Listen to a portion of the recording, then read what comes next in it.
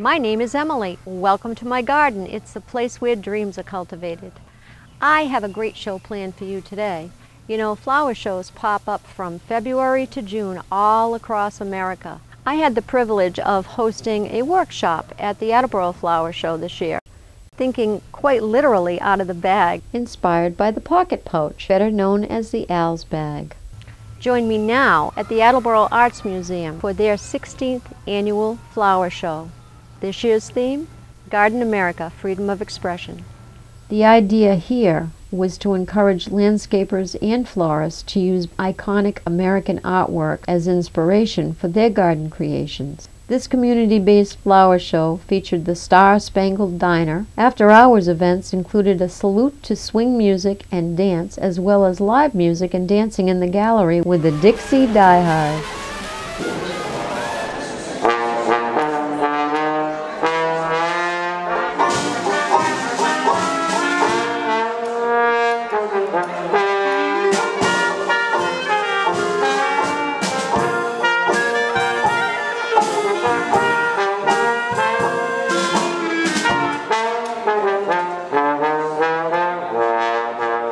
I'll introduce myself to those of you that don't know me. My name is Emily Johnson. I have a television series called Emily's Garden that is actually on our local AACS channel here in Attleboro, but it's also in about 25, I think 30 communities now. And I just got picked up in some states that were further, so just so that you know, you're all going to be on my show as well, because we filmed the Providence Flower Show that I just finished, and I'm going to tack this little demonstration on the end of it. That being said and done, I wanted to thank Attleboro Farms because they actually donated most of this material. So when you do a demonstration like this, it's all well and good, but you still have to come up with the demonstration material. Thank you very much, Attleboro Farms. Drum roll, please.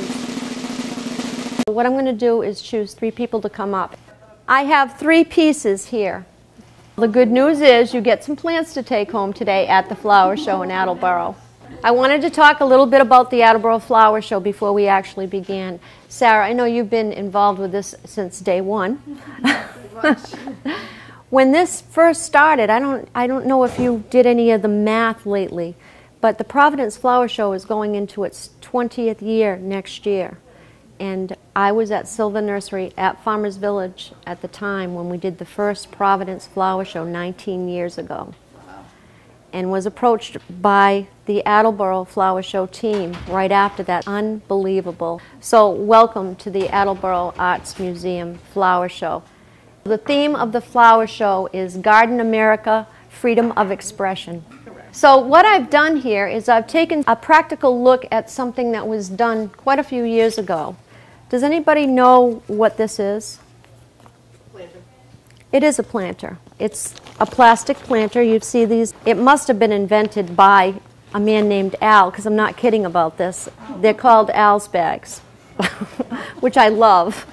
So what I decided to do is a little take on these. So my take on this, on the Al's bag, is to do something called a pocketbook planter. Not a pocket pouch, but a pocketbook planter. And I'm going to show you the correct way of planting an Al's bag and a strawberry jar, which is much different than this. There's nothing in this one yet. You don't fill them all the way up to the top and then stuff them in like we're going to do here. And obviously we're going to do that here because it's already a bag. We have an open pouch here.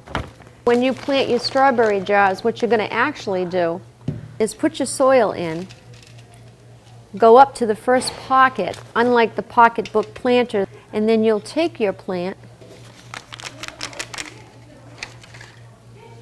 and insert it like so. You'll do all 3 around. Then you'll go to the next layer with the soil until you reach the next 3 pockets. Plant them as such. 1 more layer, and then you're going to put your last 3 plants on top. And that is how you plant a strawberry jar, as well as these pocket planters or the Al's bag. You all know that you can pot into a bag of potting soil, and you just form a pocketbook. Most of you are gardeners, so you know that when you do plant your garden, you do something called staggered planting. Staggered planting is basically you do a 1, 2, 3, and then 2 in the spaces. And the reason for that is because the plants are going to grow in together. So this pocketbook planter is going to be totally covered when it's done. Not today, but after it grows. The plant that Attleboro Farms donated for this project are super petunias. Now you all know how prolific these are. Does anybody know what these little things are called? Not the plant itself, but what it's in. They are seed starters, but they're called plugs. See the size of these? This was something else that I came up with a couple of years ago. I was at Morin's having coffee. The creamers. Well, looky, looky.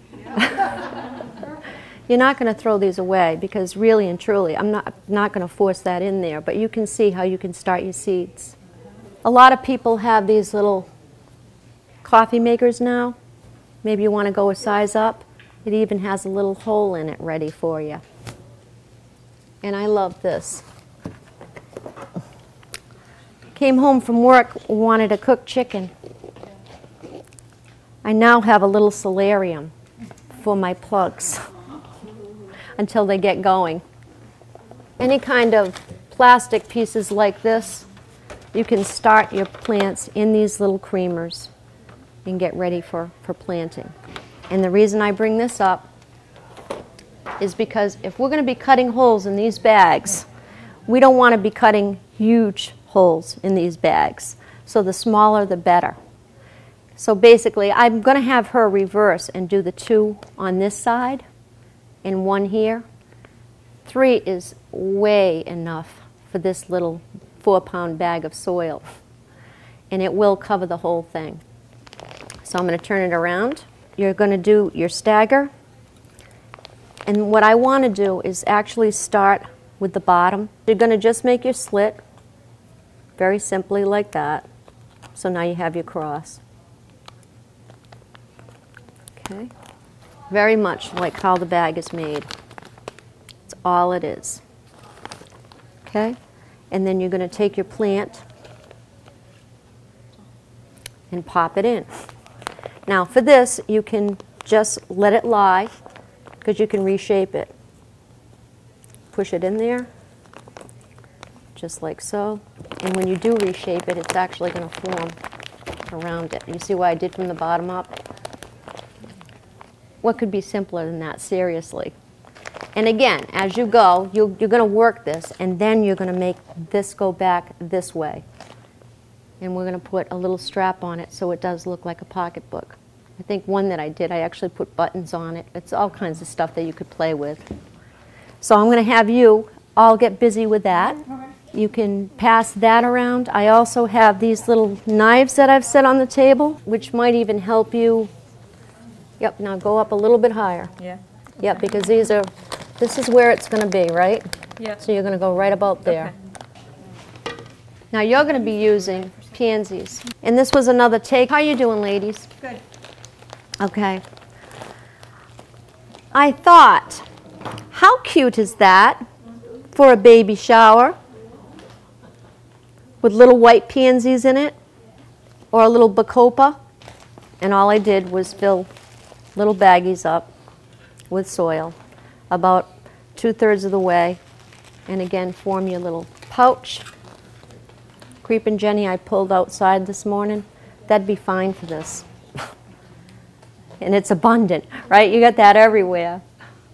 You're going to obviously have a watering can that has a thinner spout, and I would do this in the sink. You're all going to be able to put this on a tray, by the way.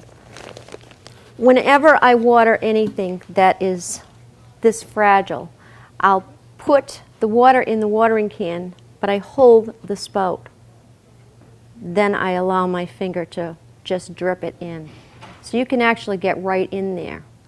If you don't care about making a bit of a mess, and that's what I would normally do, is take the whole thing, put it in the tray, put it in the sink, and just water the soil. And if you don't have that, you can just take your little spray bottle, go right inside. The water's going to spread out. I tell everybody the same thing. There is no water every 2 or 3 days in my book. You really have to check the plant. They're all individual, they're all variables. You don't know if they're in the sun when somebody comes in to say this to you. You don't know if the roots have just popped out of the plant itself, and of course it's thirsty because it hasn't got any soil around it that's holding that. So it's all a variable. Usually you just insert your finger right down to the knuckle. You can tell if the top surface is dry. That doesn't mean that it needs water. It's what's underneath that makes all of the difference. So something like this might be a little bit harder because you can't do that. But you can tell pretty much by looking at the plant itself. And again, gardening, like most of life, is common sense. Okay, how you doing? Good. Okay. I'm good. You good? Yep. See, I told you, they're all gardeners. Okay, so this is supposed to keep you busy a little bit. Seeds. When you deadhead your plants in the fall or throughout the summer months, you take your seeds and you put them in a paper bag, upside down, and just label it. You can see there's nothing on here because my seeds are all in the bottom of the bag now. Which one is this? Shasta Daisy Maxima, I think. Do you do that? Yeah. Baptisia. I love Baptisia. You're already ahead of yourself. That's great. These have little pods. There they are. Now these are perennials. And just like everything else, they're all individuals. Some things require different care as far as planting. They may have to be planted in the fall and go through a stratification period, which is basically a 5-week cold period, which brings us to the weather. A lot of our things will be affected this year. We didn't have the cold. The cold is actually good for the plants. So you'll see some things, like every year, you'll see some things look or did better than others. I'm not paying attention to my class. Okay, let's see. They look great. You can use any kind of ribbon. I actually love that colorful ribbon over there, and I was going to use that as the handle. But I discovered when I go to tie it, it rips. So we can't use that. I do have this that's used to make a living wreath. You wrap around the sphagnum moss. And it actually is very apropos because it does match our bags very nicely. So I'm just going to give you all a piece of this. Slip it under. You're just going to tie it. I think when I did this on my television series, I just used a shower curtain or a trash bag. Same thing. Now, what would be the use for something like this? It's really just a cute little creative piece that might be nice for May Day or Easter. Have a nice little Easter bonnet right next to it, planted up with pansies. Near a rocking chair on your porch as people come in. The other thing I did not too long ago is I planted wheatgrass for Easter for the kids. Grab some cookie cutters. Cut up some fruit into slices about yay thick. Cut them. I used a strawberry. Those cocktail toothpicks that have the colorful edges, and inserted grapes to make a daisy. Put it on skewers inside the basket of wheatgrass. Is a very healthy Easter basket for your children, or in my case, grandchildren. How cute is that? I was going to share one more thing with you before we close. I raise butterflies in the summertime too. It's another thing that I just enjoy doing. Milkweed, Sclebia. Look how beautiful this is. I had a lady in Attleboro. I used to call her Grandma Kerfoot. I met her when I was at Farmers Village years ago. Excuse me. Oh. Outtake. I actually had to go up to the 3rd floor with like a 25-pound bag of manure. She must have been about 85, 86-year-old woman sitting on the floor in her living room potting up plants. And we became great friends, and she was a wealth of information. Sometimes you just learn so much from people if you just listen. She had a coffee table, and on that coffee table she had pressed flowers. It was just beautiful. It was like a mahogany piece, very low. She actually painted vases with the flowers coming out, the pressed flowers. And what she did was she took milkweed, take the seeds out, and you just lay down the milkweed itself, and you spread it out.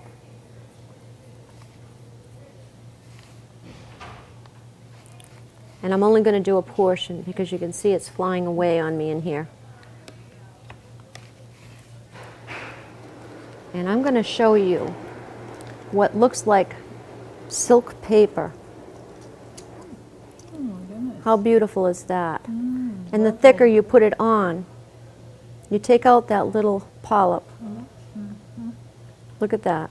Lovely. And I'm going to pass it around so you can see, because it is something that you have to see close. Wow. And it was just gorgeous. Wow, look at that. Beautiful. That's something that you can do with children. It certainly doesn't cost anything. And the things that you could do, just have you pass that back. The things that you could do with that are, think about it, a painting. I brought this picture because I just like the Victorian flair, and I thought that would be lovely. Okay, let's see what we have over here now. Perfect, perfect, and perfect. You need help with getting this in. You got it. It's just when you're manipulating it to actually plant the flowers, it does shift. And once the roots start to take hold, you're not going to have that problem. And it is a good idea to just keep it in here until that does happen. Thank you for coming to my little workshop. Enjoy the flower show. I hope you left with a few ideas. We part until we meet again. See you next time, back in Emily's garden.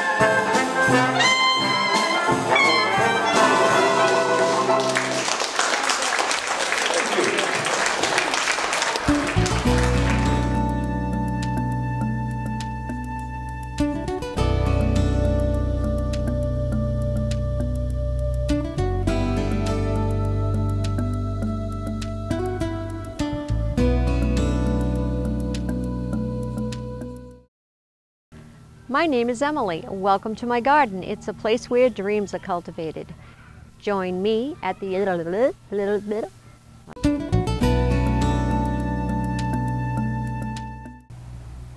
Almost had it.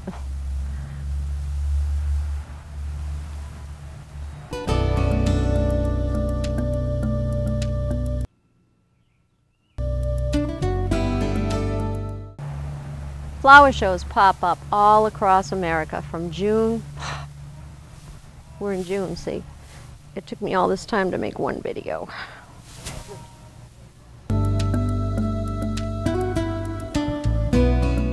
I got it. Flower shows pop up from February to June all across America.